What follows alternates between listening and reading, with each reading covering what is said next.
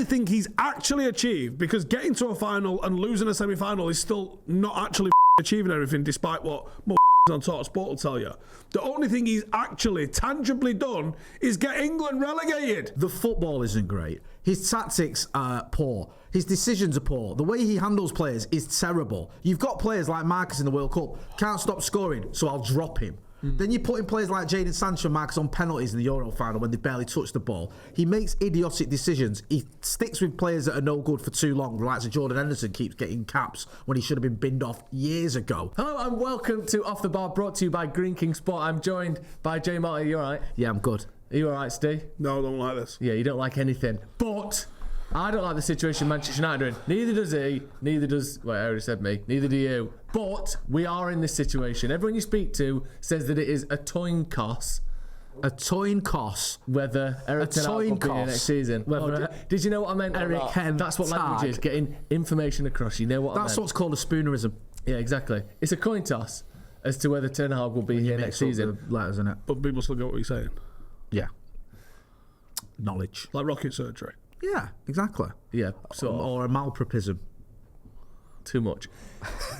We're going to be talking about Erik Ten Hag, where he's at, what the situation with him is, whether we want him to stay. He's at Barbers, isn't he? It was. Yeah.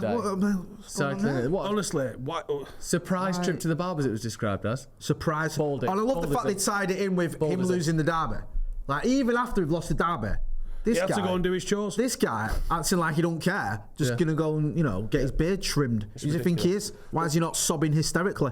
As he should be for the rest of his life. But we're going to be going through the people who are being linked with the job, because whether we like it or not, Ten Hag's future isn't in our hands, and we will have an opinion on who may replace him. So we're going to go through some of the top candidates, a little bit about them, and a little bit about our thoughts. Just say, I did 5 options for who to replace Ten Hag, and I'm pretty sure I bracketed the video with saying, I'm not saying get rid of him. No. And I ended it with saying, I'm not saying I want this. And then people replied to it saying, I can't believe you're backing this. Yeah. So just for clarity, I'm going to ask for I want an asterisk and a box underneath me saying, this isn't us saying get rid of Ten Hag. This is us saying it sounds like Ineos are at least exploring their options. Yeah. So let's also discuss their options. This isn't us backing it. It's us looking at options. Yeah. You know what I mean? Because I think you need that watermark across your face. Yeah. Because someone will just get cut off the bottom tattooed. bit and just have that bit of you talking we about don't all make the this managers. decision. This isn't our decision. Us making this video doesn't change anything. And also- also film me when I read the comments. And also, let's be realistic here. You can't lose 11 games by March in the Premier League as United manager and not be under pressure. No, what you can do is lose 11 games and still have a 60% win rate, which is mental. That is crazy, isn't it? Hey, how's that happened? Is very good, but the problem is all the ones we didn't win, we lost. I think it's 160, drew 12, lost 28. That's the problem. If it's points per game, that gets sort of chipped away at a little bit in terms of respectability. But win rate wise, 60% is very good for a team that's not expected to challenge for the title. Let's start with someone else who's managing a team that's not expected to challenge for the title. One of the guys who a lot of people would pick as their kind of first choice if the worst were to happen, and that is Zerbi at Brighton. In terms of, it's almost like Ten Hag's getting slagged off for not having a sort of style of play, which you can disagree or not, but that is what people are saying. Someone who definitely has a style of play with a squad that costs a lot less, with the sort of ever-changing, ever sort of being pulled from under him squad, is Roberto De Zerbi. He is clearly a principled guy. Rumours that he's one of the most intense human beings of all time behind the scenes, which could be good or bad. Maybe that's what United need. I think it's 1.61 points per game he gets with Brighton, which for a team that 5 years ago were not even a thought for most people in the Premier League, and now they're a mainstay. They get to cup semi-finals. They beat United every time we play them. They've gone from apart from that, in the league. They've gone from sort of nothing to very much something, and he's a big part of that. Don't put it all on his shoulders. I'm not putting it all on his shoulders, no. I mean, obviously, some of it's on Dan Ashworth's shoulders. Yeah, Potter. And Potter, which unfortunately, we have to talk about. And I wonder, is there any sort of relationship with De Zerbi or Ashworth? Was Ashworth part of any sort of list building for while he was at Brighton to bring him in? Was that part of his remit? We have no idea, do we, unless he's on record saying so, but I haven't seen if he has. And I would assume when they're doing the list building for the next United manager, if Ashworth was part of the list building for De Zerbi, why would his principles have changed? I think there's a good reason to say, there's an argument to say, well, he's shown it can work in the Premier League with a seriously undervalued squad. Like we said, he basically sold his entire midfield on him last year. We know how important that is. We haven't got one. So I think you can argue it's not a bad case. I'd put him probably in my top 3. What do you like about him as a coach? Because that obviously that stuff you said there is almost sort of bigger picture, how he's changed Brighton. But in terms of what you see on the pitch with De Zerbi, what do you like? What don't you like? I like the rotations. I like obviously the way they play out is different to. It's almost changed the game in a way. I think there's probably been more innovation in the way Brighton play out than what Pep has done. Pep has just built up on top of what Cruyff was doing and what Louis van Gaal was doing. Really, he's just done it to a very high degree and been very successful in doing it. But I think in terms of actually making things new and different, I think the way De Zerbi's like having his centre halves go fucking press me, like that's never happened before, and then they bring in 6 players up into the bottom third of the pitch to create space in that middle third so they can attack and exploit that. And I think the rotations that you see them doing, obviously there's a little bit of, it's a different way of doing it all together, but the Chris Wilder sort of overlapping centre halves, one of my favourite clips. I can't remember who they're playing. It's a clip where Gross ends up doing a little bit of dummy running for someone. Who was it? Can't remember who the centre half is. But it's a little clip where you see them playing it out from the back, and then the centre half just ends up being a third man run. He's just decided to follow his pass, and he ends up crossing it for someone and creating a goal. And you just think, oh my God, like this is brilliant football. And it's not the only time that's happened for them, but they got a real high degree of success in terms of playing out because there's genuine innovation in what they do. But not only that, I did like Caicedo and McAllister as a midfield pair. I thought that there was they absolutely ran over Manchester United in the semi last year. We was chasing shadows really. We were very fortunate to go through. Yeah, and I think he did bits with Sassuolo. I think if you look at overall what he's done, he is a manager that now requires, can he do it at the very top level? What do you think, Jay? Does the fact that it is a sort of Sassuolo, I think it's Shakhtar Donetsk as well, who was that, wasn't it? It's Brighton. There's a big jump there to United, and overachieving with a small, young, cheaply assembled squad is a different kettle of fish to overachieving with a expensive, bloated, ego-filled squad. Is that a concern for you? It's a little bit of concern for me, and I had this argument, one of the arguments about Potter when he's linked with us is just going into that dressing room, commanding respect, and just everyone sort of listening to you because you've finished 7th with Brighton or whatever. Is he gonna? Our player's gonna be like, who's this guy or whatever? But I think under a new structure, under a new regime, when you've got maybe Dan Ashworth who's worked with before, it kind of makes sense to me. And I can't help but fail to be impressed, like Steve was saying, when I watched Brighton, when I watched them at Old Trafford.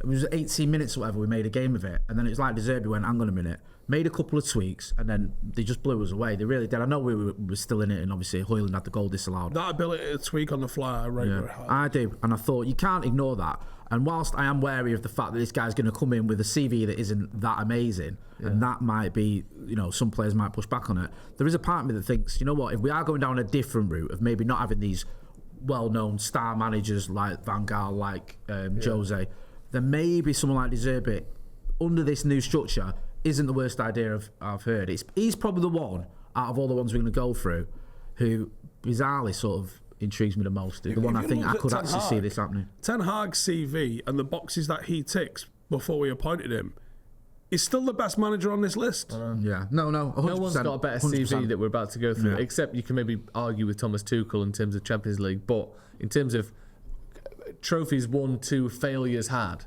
no one's better than Ten Hag. No. He doesn't have a shit CV, and he doesn't have any sort of black marks on his CV other than what we're seeing at United. Last season wasn't a black mark. This one. No, exactly. No, 100%. My only one concern I have with Tuchel is if you put him in with this squad. De Zerbi or Tuchel? De Zerbi, yeah, thank you. If you put him in with this squad, this is a squad that we know at times doesn't really like loads of running, doesn't really like being told what to do, wants an extra day off here and there. Oh no, not just here and there. When they get their asses handed to them by lower level opposition, Need a day off. They will. I don't know how they will respond to a bloke who's never won out, who is telling them to work harder than they've ever worked, who is obsessive, who is incessant. The difference there, though, is you're going to have a front office that has identified this guy, brought him in, and said, this is what we're doing now. So when he goes and says, them three, and that one over there in the corner playing with fucking blocks, they don't want to know. Yeah. That you would hope that they've got the backing to go load them into a cannon and fuck them off. Yeah. My only worry is, and not just because of the Brighton similarity, but Potter to Chelsea, it was a little bit, he got there and it was immediately apparent you aren't getting these lot to do what you've got the Brighton lot to do. But that's my worry. I know. I get your point. I get your point. The same thing. And I think Chelsea was an absolute nightmare. It was. You had like 57 players or something on the books, players in corridors when you're doing team talk, just nonsense. Like a CEO or whatever he is in Todd Burley who was certifiably insane. Yeah. Just signing players. How dare you? I'm sorry. Just spending £1 billion on about a cumulative 200 professional appearances. Just absolutely off the charts. I don't think Potter did a good job. It was terrible, but I think any manager would have struggled. They obviously improved since he's gone.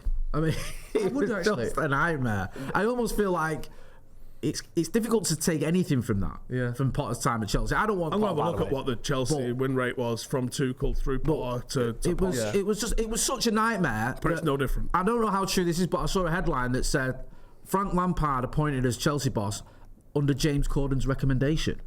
And I think that's not a well-run football club. That cannot be true. The guy who used to be in Gavin and Stacey has said, get this manager in, and the owner's gone, yeah, that's a good idea. Yeah. What? What's going on? The late show. Yeah. Sorry, yeah, that's what he's doing. Like, what is this? Yeah, exactly. This is just like, I can get behind. I'm going to be honest with you. This is nonsense. And that's the environment he was going into. So, it's difficult to use what happened at Chelsea under any sort of, as any sort of measurement of success. I do feel, though, that Potter, I know we're going to get into him in a minute, isn't the guy. I think we should get to Potter now. Potter's win rate's a lot higher than Potter's. Potter's was 39%, which is insane. Yeah, 38.71 we got there. So let's move on to Potter then. Let's just do that now. Lampard's was 9 though. Yeah, Lampard's one of the worst. Lampard is the worst manager in the history of the Premier League. Without question. He almost got Chelsea relegated. He did his best to get Everton relegated. He went back to Chelsea and almost got them relegated again. But seriously. Awful. Honestly, no one's worse than him. There's no, you've seen what's his name, Frank de Boer or whatever, come in and just basically lose 8 games in a row and get fucked off. But no one's got the sample size that Lampard has with a team that 18 months before had challenged for the Champions League, and now they almost got relegated under him. Embarrassing. Anyway, move on to Graham Potter, the man that Frank Lampard replaced. I'd still get a job. Hopefully at City or Liverpool. Yeah, that'd be good. Graham Potter, we might as well talk about him now. We sort of mentioned him anyway. He's on the list. He's been out of work since that Chelsea job. You look at his Brighton record. He had a 37% win rate at Brighton and a 39% win rate at Chelsea. So he's improving. You know what I mean? He's getting better as a manager. Is there an element of, do you know sometimes you have a striker where, let's say they're getting 20 goals in 50 games. What? No. What am I going to say? Listen, Graham Potter, I reckon he's probably a right good laugh to go and have a fucking a pint of smooth. Or to do a Duke of Edinburgh with. I bet he's rating to all that. Oh, yeah, I bet he's got a great selection of waterproof jackets. Yeah, yes. Right? Yes. However, if I want someone to manage my football club, it ain't Graham Potter. No. Do you know what put me off? Because I just keep thinking Peter Kay every time I say the name. Potter. Yeah. You know what? I hated that Q&A did as well, where it's like he said, what's the ambition? He went, to win the fucking Champions League. And he swore like my 8-year-old lad swears when he knows he's being naughty, don't do that. To win the fucking Champions League, it was like, and then afterwards, my mum's not going to see this interview. It was so pathetic. Before, I didn't like that. And I know you've got you analyse managers and you've got all this sort of, insight, and mine's just that Q&A did was awful. I don't want him near. Is that what you say? Yeah, that's my take on it. But what about the sort of... It looks like he has the year free geography class, doesn't he? Yeah, he does. Yeah. What about the Ratcliffe Potter links? Because I cannot be asked with those headlines already. You know what I mean? All right, well, clearly Todd Boehly's mates with fucking James Corden. He's not made him manager either, has he? Give it time. That'll be the next move. Yeah. Okay, so we're just ruling out Grazza Potter. Grazza Potter? No. The Grazza Potter. Because he's also got the Ashworth link. Yeah, but everyone has.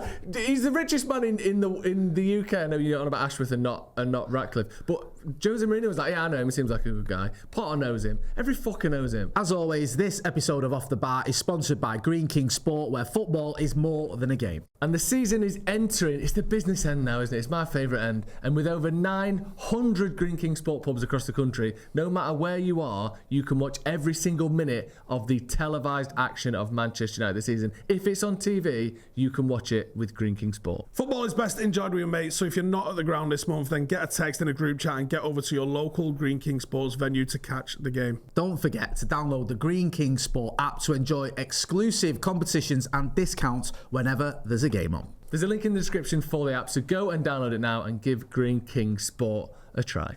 We're going to go on to the next one, who also knows him, and I know you like him, Steve, so I'll start with you, Jay. Gareth Southgate. He's done wonderful things with England. 60% win rate with England. We'll get to you in a minute. At Euro 2020, he got to a final with England for the first time in 34 years. I think it was 35 years actually, because it took place in 2021. He's been a huge success for England. He's clearly a top-level manager. You know, Steve's about to tell us, but maybe he got to a final. Yeah, for the first time since when?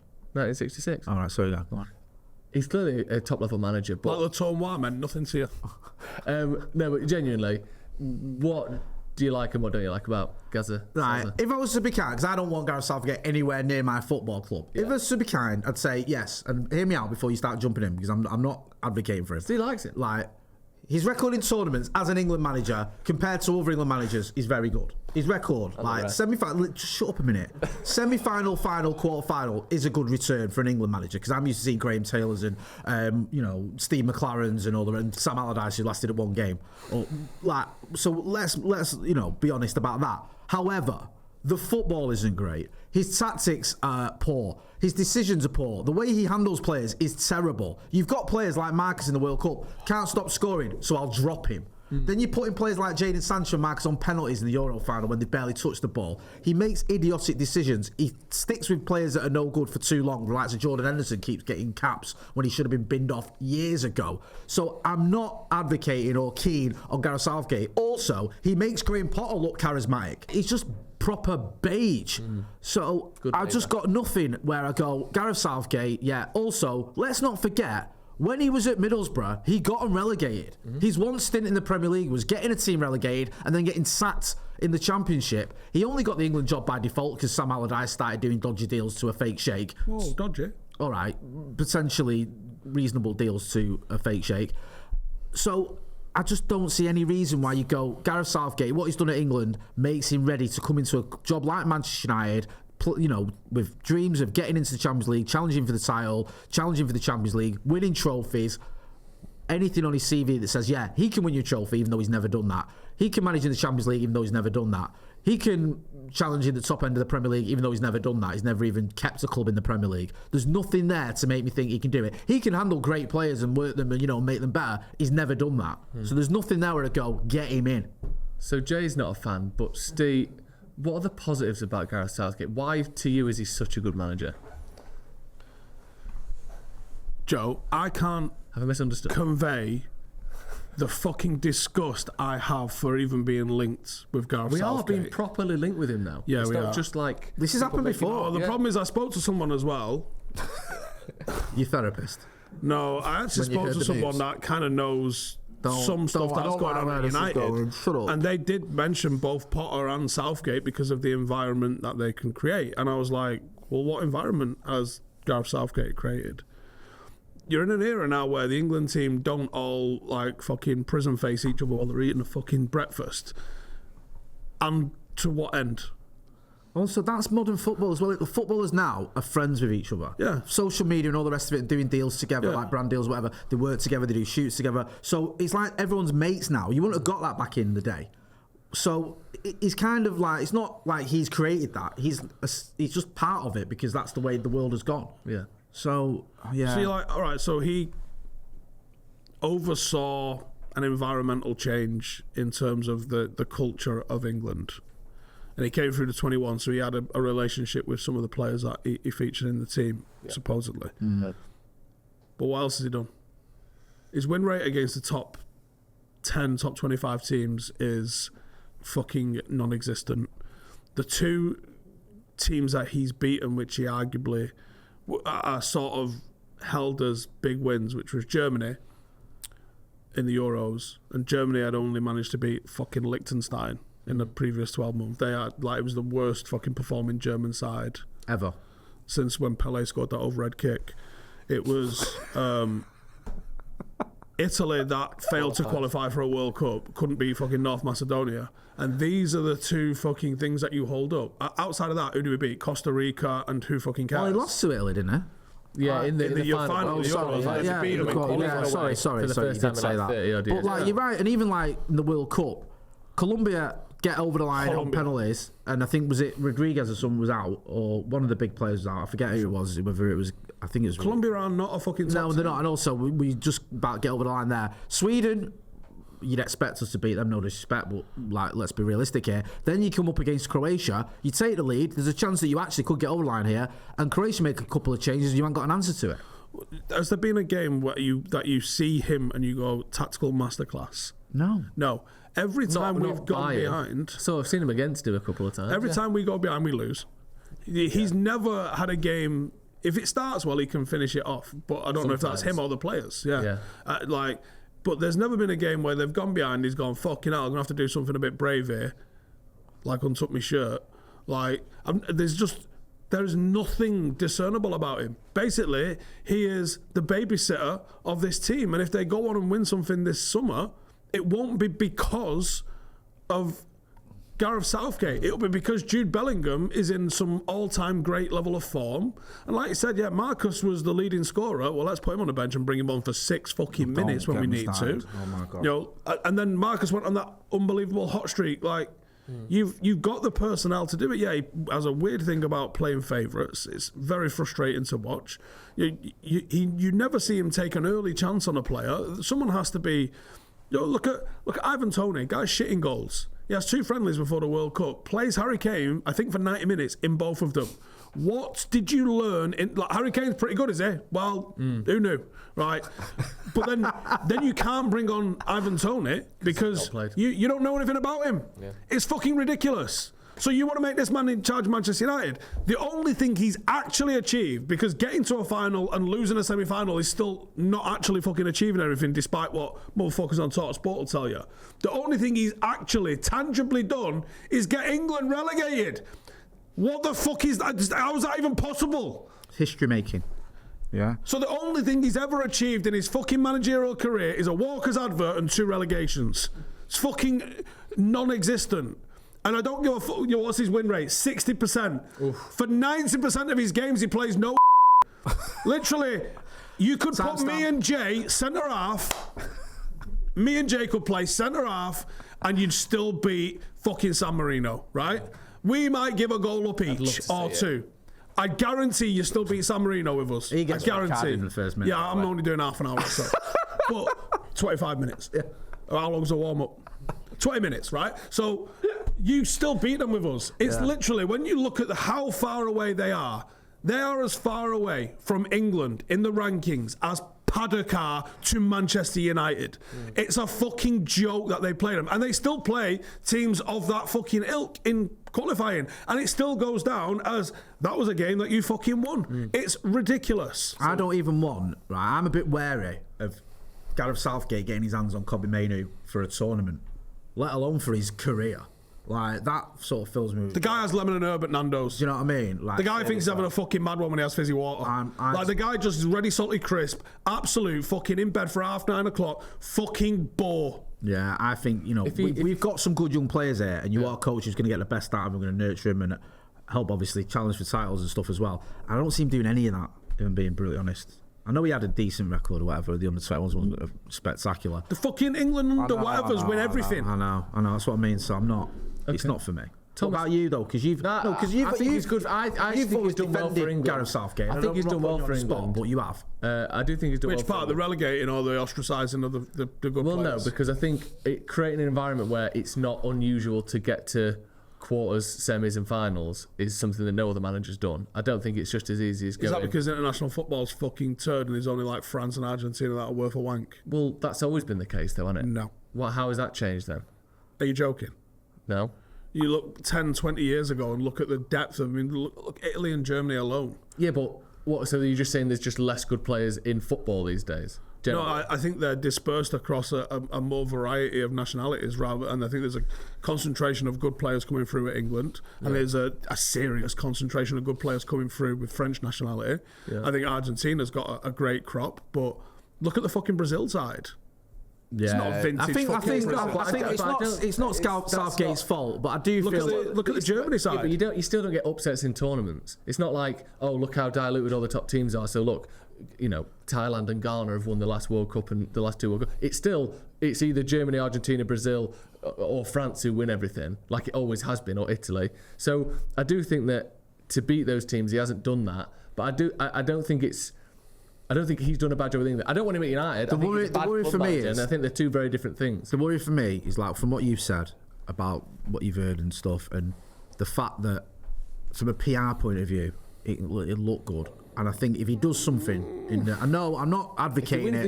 If he wins the Euros, I think he's in a shout. I do, because it'll be like, everyone will love him because he's just won England's first trophy since 1966. Everyone. Well, not everyone, but the media and the footballing English world. Yes. And then, because of that connection, it'll be like, oh, I'll tell you what, now he's ready to go back into club football. Come to Manchester United as part of our revolution. No, not for me. It'd be horrible, and I don't want it. But I could actually see if, and it's a massive if, because I think he'll still get in the way of himself to stop England winning it. If England win the Euros, then we might be in trouble, because we might England are semi-final capable. Of course, we look at the players we've got, and you say, all right, what are his tactics? Yeah, I don't know. Well, let's move on, because we've talked about Southgate for a long time. No, he's I think it's he's worthy that of France game for me put me off enough. If I wasn't already put off, but taking off Saka, who was tearing him a new one, bringing Marcus on for 6 minutes, none of that made any sense. No. It was just ludicrous. They were there for the beating as well. We could have won that game. It's just stupid.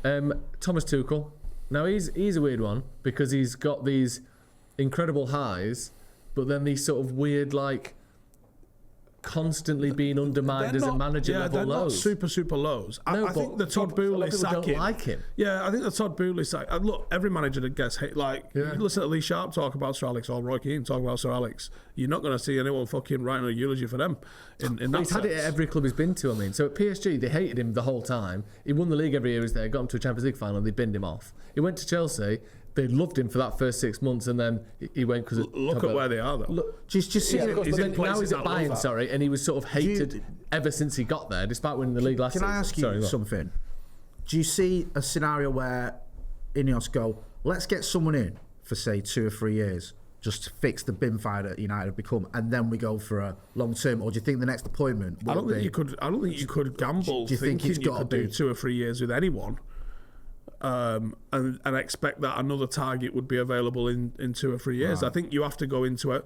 Listen, you have to go into every relationship thinking like this is forever. Yeah. Whether it is or not, I think you have to go both feet in and think this guy's going to be here 20 years. It'll be a dynasty. I think if you go into it with any other sort of mindset, whether it's realistic or not, I think if you go into it with a mindset of this is just for 2 years, you will treat it like it's just for 2 years, and you won't get him that 19-year-old that you won't buy him Erling Haaland at 18. You won't buy him Jude Bellingham at 17. You'll buy him. I know Sabitzer on loan. I hear that. He's underrated a bit, Tuchel, because he's always got these detractors. But his track record is very good at winning trophies. Do you know what I think Tuchel's got? Right, he's probably a bell. Yeah, I don't mind that though, because if a bell's getting you to Champions League finals and winning trophies, you're not bothered, are you? I also think if Tuchel was appointed, I think that's the one that would go down the easiest for a lot of fans. Because you might not be like, oh great, we've got Thomas Tuchel, but you go, okay, he's won trophies. Well, he fucking delivered Chelsea a Champions League. Yeah. Right, that's better than any of the fucking bells that we've had, innit? So I think a lot of people would go, all right, I can stomach that, especially with the new regime as well. Yeah, and we don't. I mean, it's highly unlikely, but what are Bayern Munich doing this season in the Champions League? They're still in it. I mean, they're miles off Leverkusen, who are obviously having a phenomenal year, and they're having an all-time year, aren't they? They fucking won 30 some games. So with Tuchel, I do think he's. I think CV-wise and just how easy it would be for a lot of fans to stomach, he'd probably be the one that people go, okay, that makes a lot of sense. Would you put him in your top 3? Yeah, I think Zerbi. I think he's in my top 3. Him and Zerbi. My top 3 so far is the same as Steve's. I'd have De Zerbi and Tuchel in there for different reasons. Yeah, I think De Zerbi, I know he's been, he's had a lot of jobs, but still feels a bit up and coming, exciting football. He's in his 40s as well. He's a bit more flavour of the month to tackle with him. Tuchel, has won a lot of things, including a Champions League, and is the only manager who's took PSG to a Champions League final, which isn't easy because people go, "Oh, you got Mbappe, you got Neymar." Well, okay, who else has done it then? Yeah, the fact that everybody else fails doing that has got because that is just absolute bellwith central, and maybe it would come and suit some of the fucking personalities in our squad. You know what I mean? That's on the line out to Altrincham, isn't it? Bellwith Central. Yeah, it's next to Oldham Mumps, whatever it's called. I love that. Let's move on to the next guy. Speaking of two, sort of the opposite end of the spectrum almost in terms of he's up and coming. He's Hipster choice. The hipster choice. Ruben Amorim, sporting manager. He's been there for, this is his fourth season, I think. He's won one Premier League, but I think it was the first time they won it in like 7 or 8 years. He's won a couple of Portuguese Cups as well, known for this kind of 3-5 at the back kind of attacking style football. I'm sure you've done scatter reports on him doing it. They get after it, don't they? Yeah. And they are an exciting, interesting, tactically interesting side to watch. They're also currently top with a point ahead at the top with a game in hand as well, so potentially going to get a second. Peace. Mad ass win rate this season. Yeah, it's in the 80s, which is 82%. Pretty good. Yeah, not bad. It's easy to do that. Like, yeah, okay, they might not have won the league a little bit before that, but it's one where you go, we will soon. Like, it's one of them, innit? Yeah. You know, Sporting, Benfica and Porto don't go too long. You don't see people going 20 years without a league title there, do you? They collect one occasionally. Yeah, I think he's an up-and-comer. I don't know if the move straight to United would be the one now, and I don't know enough about the rest of the stuff in terms of, like, does his philosophy outside the pitch in terms of, like, the selection stuff, or, like, what his philosophy on talent is, because coming from Portugal, where you are a feeder league to the rest of Europe, is a lot different to being, you know, maybe it would work, because you see the likes of Ange coming from the fucking part-time league up in Scotland and actually being quite successful. Yeah. Very just so disrespectful. I'm not arguing with him. Right. Thoughts on words. Ruben Amorim. I know you've probably not watched a lot of sport in Lisbon, but from what you've seen of him, what people say about him, is he maybe that longer term guy you were talking about? It's so difficult. He's the out there choice, isn't it? Yeah, it's so difficult to gauge. If you want where you go. Yeah, because, like you say, you know, there are good teams in Portugal, and it's not like Sporting win it every year. Like, there's 2 or 3 teams that are in that mix, and he has delivered a title, and like you say, the first one in a few years. But it's hard because it's a step up from doing that to coming to Manchester United and trying to get us back to the very top when you've got, regardless of who the manager's going to be, a Liverpool team that's got full of, you know, top talent, a City team that, despite 115 charges, are still very good. Yeah. And then you've got the likes of Arsenal who've got their act together. Steve mentioned there, Ange at Spurs is doing all right. Even Emery at Villa's doing all right. Chelsea have got like a £2 billion squad at some point. Yes. They'll accidentally get top 2. Exactly. Like, is he going to come from Sporting where he's done well in a league where you've probably got 3-4 teams you're up against to a league where you're the 6th best squad or the 5th best squad? I don't know. I think it might be a bit of a stretch. And I think the 3 at the back thing as well requires probably a different transfer policy for the next 2 years than we were. Well, I don't know enough about him to know that if he sticks to that and only, or if he's got flexibility in terms of the things that he selects. Yeah. I think it feels to me like it'd be a gamble, and a bit of a too big a gamble for a new ownership. Yeah, it's sort of try. The Twitter statos choice, isn't it? That puts me off straight away. Yeah, me too. But I mean, like Ten Hag was. Yeah. Ten Hag was very much the stato choice. That's the one, yeah, like Ten Hag was. Thomas Frank, surprisingly being mentioned. I didn't see this one coming particularly, but he has been linked with United. Fucking miserable though, isn't he? Good air though. Yeah, I get that. Yeah. So what does that do? You know, these there's a lot of managers like this who've had spells where they've done well, like, you know, George Burley or whatever, and they've come in and they've had like a little spell, and everyone's like, oh yeah, and then it sort of peters out and it doesn't work out.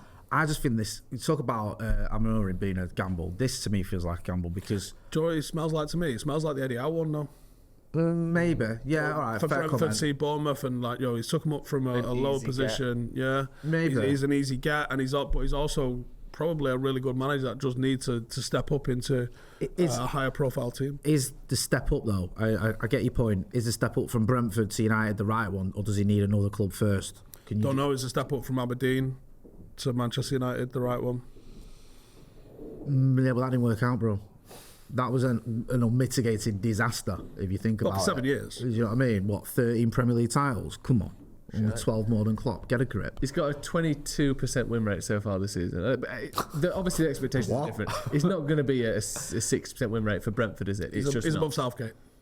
But you think you'd have him over 54. Southgate? I think as well, he was missing. I unequivocally pick him up from the fucking airport over Southgate. I like Frank. I think he's a good manager, but I don't know. And miserable though. Yeah, he's miserable. And also, 26% win rate this season. I know he was missing Ivan Toney for a big chunk of that, and he has had some good results, but it just feels to me like he'd need. I know your point. Like he's got to step up somewhere, but he'd need to go to maybe a Villa and do something. Yeah. Before I'd be thinking, he's our guy. I don't know. I don't know if taking Brentford to 16th or wherever they are now, then going to Manchester United is the right move. And also, you look too much. Mostly, unless they've come through at that team for the first time, like sort of Pep did at Barca or like Arteta's doing at Arsenal. Usually, the top managers, they're not surprises. They do something amazing with a team, don't they? Like Klopp winning back-to-back titles with Dortmund. They'll relegate them. Jose winning the Champions League with Porto. Worst decision I've ever seen at a football match. The top Paul Scholes managers was played on side by 2 players. Exactly. So he's shit as well. Yeah. But the top managers, like even what Fergie did at Aberdeen, was outstanding. Yeah. They're not usually surprised. You don't usually go from managing Brentford and doing pretty good to being the best manager in the world. Typically, that path isn't very well trodden, is it? No. Like there's not a lot of surprises in top managers. So we'll have to wait and see. But for me, you're right. A lot of them is that it's like the first roll of the dice, and they roll a pair of 6s, isn't it? Yeah. They're fucking Zidane. great. Zidane's literally next on the list. So again, no one had ever won back-to-back Champions Leagues. He wins 3 in a row. He's won a title or a trophy every 23 games as a manager, which is, the best ratio for any Madrid coach. I would guess the best ratio for any coach in history who's won more than 2 titles. Like what he has done is almost in the too good to be true category, isn't it? Like the problem is weird. That team was also too good to be true. True. This was Cruz, Modric, Casemiro, Ronaldo, Bale, Benzema. As a 6. What, Ramos and Varane weren't bad either. Yeah, the defence was all right. Yeah. And keeper was pretty dish. Yeah. So at what point do you attribute he had the best team in the world to... he didn't... Did he retain any of the titles? Or was it win one? He won the Champions League. No, but did he retain any of the league titles? I think he only won 1 league title, didn't he? I think he won 2. Oh, he didn't retain it, I don't think. I'll double check. Okay, well, that to me says more. Because, yes, retaining the Champions League is great. Following up Arrigo Sacchi with Milan, 9-9. Knowledge. Sat next to him on a sun lounger in Qatar. Yeah, he'd been done with the European Cup, but not the Champions League. Shit myself, though. Didn't really want to be like, I'm school here. Did you chat to him as well? No. Fair enough. Just sat there going... Just sat there, just like... God. Yeah. Like, anyway, that so... Milan team, come on. Yeah, you win back-to-back Champions Leagues, it requires respect. But I don't know how much of it is on the fact that he managed an environment quite well. There's a lot of elements of luck in winning cups. And I think winning cups, even the Champions League, is less of an achievement than retaining a title. Yeah. Because that requires consistency over 9-10 months of the season or 20 months back to back. You can win Champions Leagues by winning 3 games. That's Liverpool. You can just absolutely scuff your way to them. And I'm not saying that Madrid did that. They were fucking brilliant when they were winning them. But it's an easier ask, and it was 15 games, 14, 13 games, something like that. And some of them in the group stage are having off. It's almost harder to win 1 fucking title than it is to win 3 Champions Leagues because of the sheer number of games you have to be good for. And yeah, so obviously the level of competition aggregate is higher in the Champions League than it is in La Liga. I just think it's like sometimes we overvalue the winning of a World Cup because it's every 4 years. Yeah. Do we overvalue the winning of a Champions League? But then no one had ever done because there's only one of it. That was Champions League before, Chelsea, and plenty of people have done back-to-back La Ligas. I'm not saying that I'm not disagreeing with you, but I do think winning 3 in a row. Obviously, I'm not saying it's a shit achievement for all the people that are about to comment that. I'm not saying that. So his 2 titles for Madrid were 3 years apart. But sorry, just quickly for Zidane, just generally, this is his honours section as a player and a manager. Look how long you have to keep scrolling for to get through this. Joe, I get it, Joe. But we also got to think of, he didn't build that team. Has he ever won the Bangkok Century Cup though? I'll have a look now. There you go. See. So here's the negatives. Jesus Christ. What's his style of play? Don't know. It's play off the back foot, counter-attacking football. Well done. What is his transfer philosophy? Don't know. Sign out all the top players. Yeah. We've not seen him rebuild a team. We've seen him maintain a team and get it winning. This United team requires building, Yeah. not keeping together. Like, do you know where he should go now? City. He'd fucking keep winning with them. He might even do all right with Liverpool. He'd probably do not too bad with that Chelsea squad. This United squad gets us fucking relegated. Probably. Like, we've got no idea. He was successful with an all-time 11. I love it. I mean, I love it. I think we can all agree. I love it when Steve just talks himself into saying something. Yeah, Just says it. Zidane would get United relegated. Yeah. He goes like from here. He goes like, and then at the end, you're in the conference with him. Yeah. Like it's like, do you know what I mean? Like it's over. Yeah, because we can't Fold the club because of He's still above Southgate by a lot. Right. Okay. I'm going to disagree slightly with Stephen. Yeah, go on. I agree with a lot of what he said. But I just think the name, the stature, the 3 Champions Leagues in a row. Yes, I agree. He had a mint squad and a mint team, and there's a lot of luck involved. But you also got to win those trophies. Yeah. No one else has ever done it, and like he did. And I just feel that maybe he's not my personal preference, but of all the managers we've got on this list, I'd put him in the top 3 because I put him 3rd out of my list because I'm looking at the others and I'm thinking I'd probably have him over them, the other 2 that we've not mentioned. Yeah. So yeah, all the stuff he said. I also think the sort of the kudos, the aura, and everything that comes with it. It's like, you know, we've got Zidane, we mean business. Yeah. Maybe as well. Maybe. Like when we got Jose. I know. Well, for a little while it worked, and also maybe you've got a player who's sitting on the fence about coming to United. You go, come work with Zinedine Zidane. Might be a bit of a carrot. Yeah, maybe. I'm not saying it's for everyone, but it might be. So also, he's been my 3rd choice out of everyone we've gone through, because I'm looking at it and I'm thinking it's flawed, but it's less flawed than some of the other options. Would you say as well you're one of the bigger sort of Zidane naysayers on YouTube, both in terms of as a player and as a manager? As a player, I think he's top 10. I think overall, he's tier 1 in terms of what he's done as a manager. Not that you slagged him off, but you know. And what he did as a player put together, no one is less hyped on Zidane than you, than I've ever met. Okay. Yeah, I think that. And he's consistent. He's sort of that since I've known him. Yeah. So fair he enough. sort of just thinks he was good 3 Champions League wins. wins. That's about it. Well, World Cup, international football's dross, mate. Yeah, that's exactly what it was. Yeah. You gotta go read the reports. I'll bring you contemporaneous data that'll show you that Zidane was like frustrating as fuck. Shit. Not shit, he wasn't shit. I'm not sitting there saying he was shit. But like people attribute, again, it's the overvaluing of those 6 games that the world sees at a World Cup where he is doing fucking Marseille turns and he's dusting people because he did that in a France shirt and saying that's what it must have been like for Real Madrid and Juventus, and not necessarily. No, not to that level at least. Anyway, like I said, I'm not saying he was fucking Steven Gerrard. I'm saying he was good. He just wasn't what people assume. Hey, where do we get this guy? We want shit like Steven Gerrard. Right, let's move on to the amazing man. I don't think that actually did replace Zidane, but has sort of replaced him since. Is Ancelotti, who rumours that he might leave Real Madrid. Can we just skip this whole thing, Ancelotti? Just read the 4th bullet point. Facing potential 5-year spell in prison on tax fraud charges in Spain. Everyone's had that in Spain. I think I'm currently fighting that in Spain had myself. Pep had it. Yeah. Messi had it. Is it Messi had it? I think Ronaldo had it. Yeah. Listen, I've never seen someone who's more certain to be United manager than that. That is just, he stinks of coming to Old Trafford. Yeah, he does. Like, oh my God, that's get appointed and then get banged up. Yeah. United have been drawn against Villarreal in the Champions League, and Steve McLaren's taking charge because Ancelotti's not allowed to go because he gets banged Ancelotti's up. in strange ways. There is a generation of accountants in Spain who have just going, we just got it way wrong. Like, we said we could do things we simply could not do. I don't know what the script is. They avoided it, and then they all just got it all taken back 10 years later. It sounds crackers, doesn't it? Like 5 years. Cruyff had a mad thing with his tax.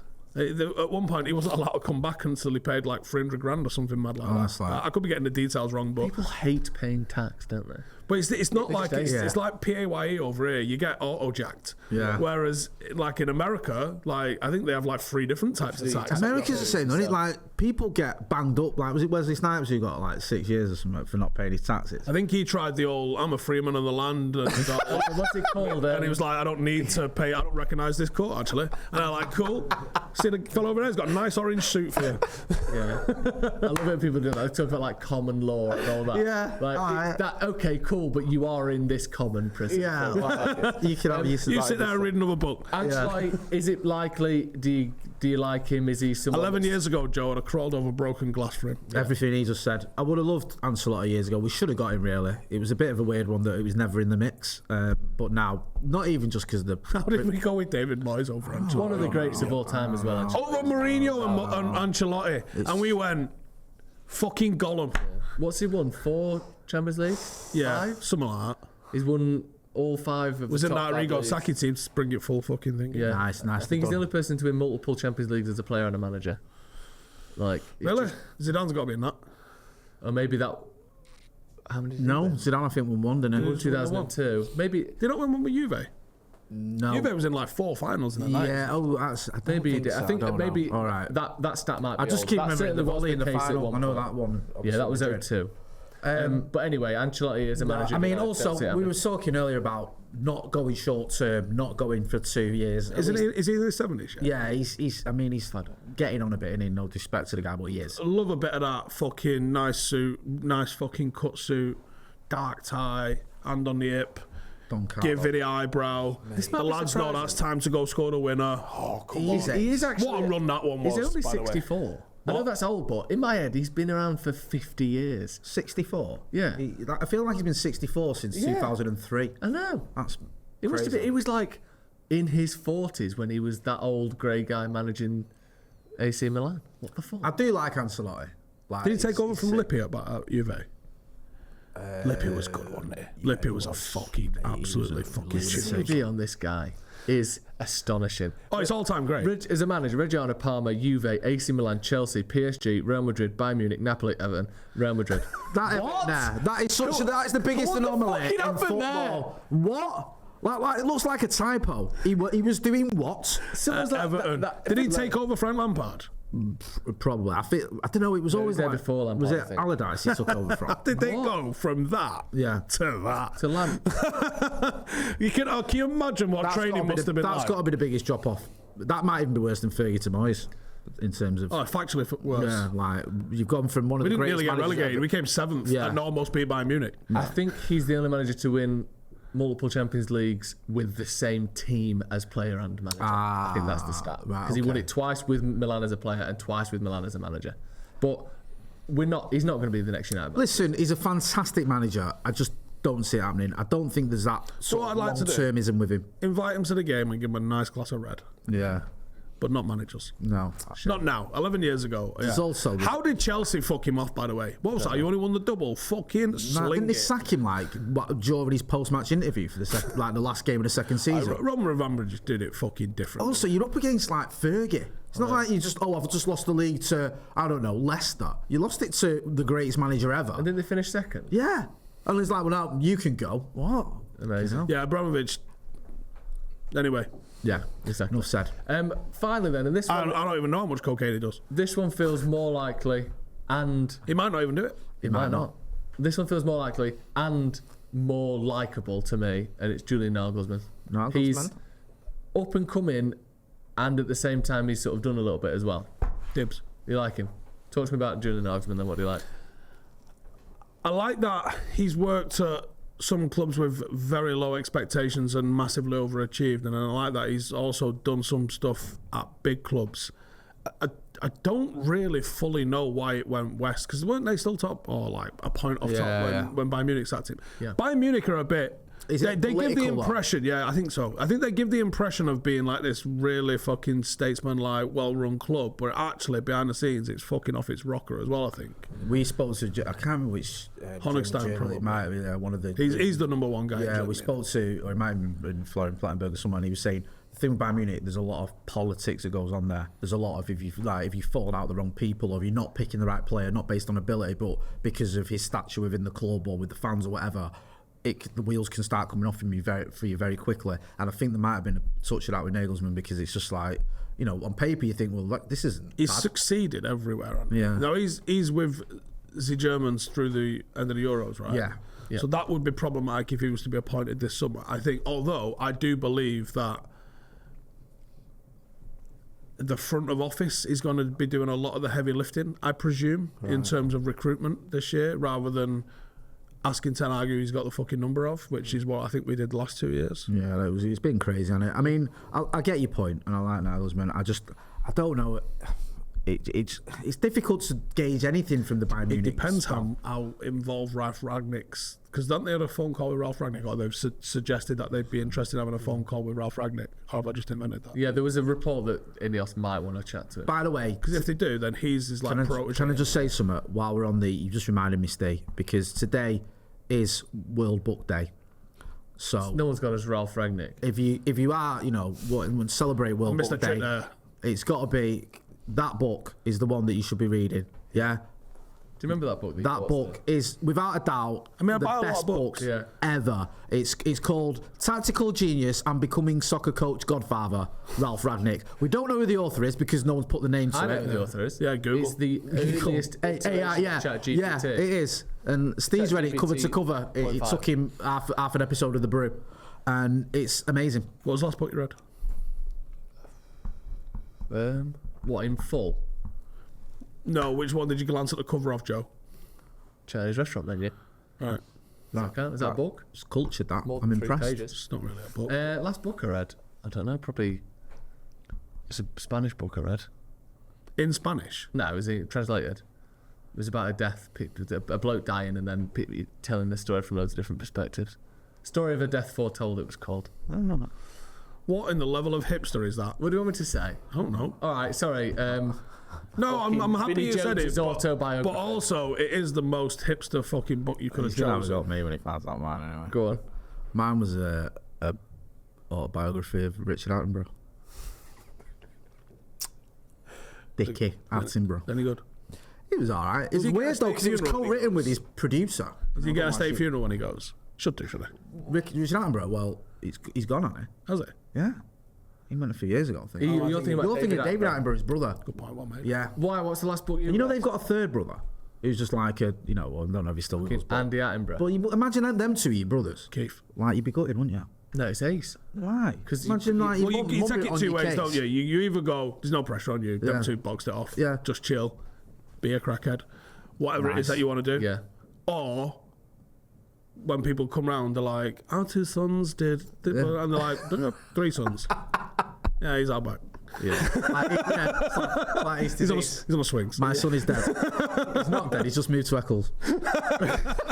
Why? What's the last book you read? Why did you ask us that? Yeah, go on then. No, I'm just interested in. You're Mr. Book Reader anyway. Go No, on. I do a lot, but I probably get through about 2 or 3 a week. I know you do. Go on. What's the last? Can you remember? I did Operation Certain Death, which was about the British Army rescue of the Irish Rangers in Sierra Leone, which took a mad turn I didn't expect in like the last chapter, where they were talking about the future of private military contractors and how actually it's been super effective in Africa, whereas like the UN getting involved hasn't quite been as effective. But private military contractors, because they can move fast and they can get a lot of troops, and actually they have their own air assets and stuff now. It's fucking crazy little world.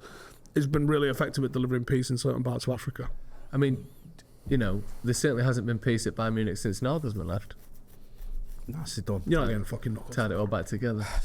Give me his due. That does actually sound very interesting. But on Nagelsmann, there's also this thing with Bayern Munich where it's not easy to just win the title every single year and not get slightly fatigued and not allow this infighting in politics to fuck it up. I think he actually did a decent job. He did do a good job. And the problem I've got with this is a bit like when you're judging Amorim at sport, and it's like, how can you tell how effective they've been? Can you really know?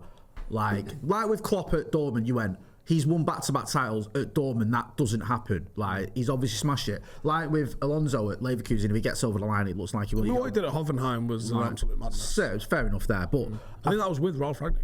So it just, I don't know. Was it? I feel like it was. I feel like Ralf Rangnick has done everything except manage Bayern Munich. Does it put you off as well that we sort of Rashford gave them the sausage a little bit and made them look tactically inept when we absolutely battered Nagelsmann's Leipzig?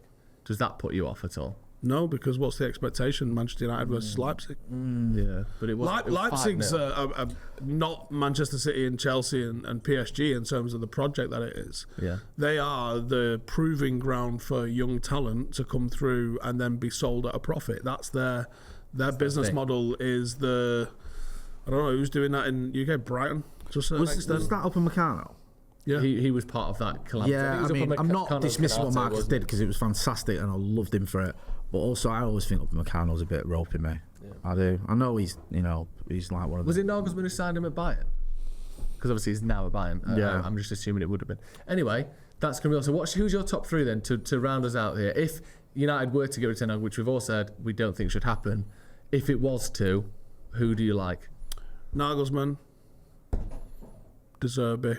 Who else was on my list? Tuchel. Show me the list. Yeah, probably Tuchel. Yeah, I mean, you had two of the same because I had Tuchel and Zerbi, but I also went with the glamorous one just because it's him as well. And it's just, But when you look at what it seems Ineos want a manager that's going to be able to play a style of play that they dictate. Zidane can't tick that box. No. Well, do you like and just finally? It can adapt. Just finally, do you really like any of them? Do you think that there are great options available? Do you think that, is it worth getting rid of Ten Hag? We've all said we don't want that. But do you genuinely think any of those are good enough and exciting enough to actually manage Manchester United? At what point does Ollie come back onto this list? Well, I think he'd have to have a job somewhere else first. I think he can't come straight back. To Bayern Munich and won the fucking lot. Well, it's possible. I'd love to see Ollie go somewhere and do well. I really would. I'm glad he did that interview with the overlapping. He still looks sad to me. Like, he still looks like it's rattled him. Oh, like, yeah, fucking bet it's horrible to see. Like, he looks like a man who's in pain. He clearly was identified. That just shows you the absolute shit show. He's like, I've got this player. He plays for me. He's fucking unreal. Buy him. And he went, no, we're not doing that. Yeah. And then when he got here, he went, hey, remember like fucking 2 years ago when I phoned you up and I said, hey, you need to buy this player? Well, someone else did. He's got a release clause for 20 million. Please fucking trust me. He's absolutely ridiculous. And he went, there's Donny van der Beek. Yeah, it's so dumb. I mean, how frustrating must that be as a manager? Imagine the difference. Imagine how, like, you're a manager. Also, Declan Rice would have been about the same price as Van der Beek at the time. Also, Caicedo would have been similar sort of cash. Also, fuck me, who else do you want to talk about? All of the everybody that Bellingham. What was he going for? I think the one like Bellingham from Birmingham. How much did he go? Oh no, is that 35-40 million? I think I think that was the only one where you go, maybe they did all they could to get him, but certainly with Rice they didn't. Certainly with Haaland they didn't. They had two opportunities there, like you say, to get him, and that must have been so frustrating. And they're the ones we know about. Yeah. I bet there's 15 other players that he went for, and he went, nah. Oh, sorry, it was 25 million. You don't need million. So for 25 million for him, Rice at the time would have been probably 30. I would imagine from West Ham before he got into that 100 million sort of territory, which I still think they overpaid for, but it is what it is. 20 million for Haaland. We paid more for Harry Maguire. Paid more on Odi Nagalo's contract, probably. I mean, I'm trying to think who else did we sign on the Rolly? Jadon Sancho, or all of that lot. Yeah, it's half a team that stars and is borderline world class. It shows you, like, I know Josie says everything and it all depending on what day of the week you ask him, but the way he speaks about United now, that achievement of finishing second was sort of one of his best ever because of what he was having to deal with. It kind of makes sense when you look at some of the interviews we've seen and some of the comments we've heard about certain things. I'll tell you what, Woodward's had a fucking pasting since Ollie's basically come out and. What was it, your mate said? He said because he didn't slag him off, but he said something that made you think. Jose, what did he say about it? He's like a fish not in the water. I love the fact when he complimented as well. Well, he was a nice guy or something. He said something that was like a nice lad, thick as fuck. Yeah, basically damning with faint praise. And then David Gill said the same thing, didn't he? He had my number, but he chose to plough his own furrow. That is posh boy speak for what a fucking prick. Yeah, basically. I don't think he's coming. He might have just gone wanker. Yeah, and it's hardly a shock. So considering how even keel everybody is. Mm-hmm. Not everyone's David Beckham in terms of like everything smells great and everyone was amazing, everyone works really hard. Some people you do get real quotes out of, but the fact that everyone has left a bit on Ed Woodward. Yeah, no one goes. It's great. I don't know what everyone's on about. No one's saying that. Not even the fucking Glazers have defended him. No. So, mate, I'm sure his millions of pounds that he made out of the club's keeping him warm. So there's a lot of jobs and a lot of things to fix. Whoever the new manager is, he might be worse than Gary Cook. No. Oh, I don't know. Gary Cook was ace from a United point of view. I wish he'd have stayed at City. There was no People who entertainment don't know value much for about us. him. Gary Cook was like was he the CEO when the money came in at City? Gary Cook was like if your mate was in charge of City and he's like, we're signing Messi and Kaká. Yeah, and then we'll fucking. They bottled it. Do you remember when they wanted to sell Kaká and he spat his W out when they bottled it? And he used to come out with great statements like comedy has been what this club is all about. Things like that. Comedy? Yeah, Like just David say Brent? he just say Probably a weird comedian, things sir. like just off key Literally, things. it was like the pub boy got put in charge Yeah. of City and then got given an unlimited amount of money and a microphone shoved in front of his face. Your weirdest, the weirdest fucking weirdo in the group chat couldn't have been weirder or more entertaining than Gary Cook. Yeah, he was so good. shame He I was don't so And he was good. still a better executive than Edward Wood. Yeah, all right. Yeah. Well, look what he managed to deliver. Yeah. He still actually delivered. Yeah. When was it they fucked him off? He got sacked, didn't he, for horrible emails, you remember? Slagging people's mums off and all that on email. Like, honestly. All right, got- when I said it's that's literally like your mate, Yeah. but did he go on Nike afterwards? Yeah, Or he like- came from Nike or something. Something like He's still getting good jobs. Yeah, UFC, he went to the UFC. He's still UFC. like £3 million a year. Like, just spouting shite for someone else now. But yeah, so he was an infinitely better CEO than Edward Wood. Right, so whoever comes in, they've got. So we all just quickly agreed then. Yeah. We all want Ten Hag if we had our choice. I want him to but stay. I want him to get next That's season. our top threes and all that. Did we Yeah. get your top three? We got- Same as Steve's. Right. I'm putting myself above Southgate. I'm a million% serious. Can we get odds on you? Yeah, well. Some bookies don't. We'll ring him up. We'll get him Come put in. on. Got to be able to. He's be able to get odds on Andy Tate, for God's sake. Come on. Right, that's going to be all from us. Thank you again to level one. Green King Sport for sponsoring Off the Bar. The link is in the description. Go and download the app. Thank you very much for watching. Thank you, Steve. Thank you, Jay. We'll see you in a bit.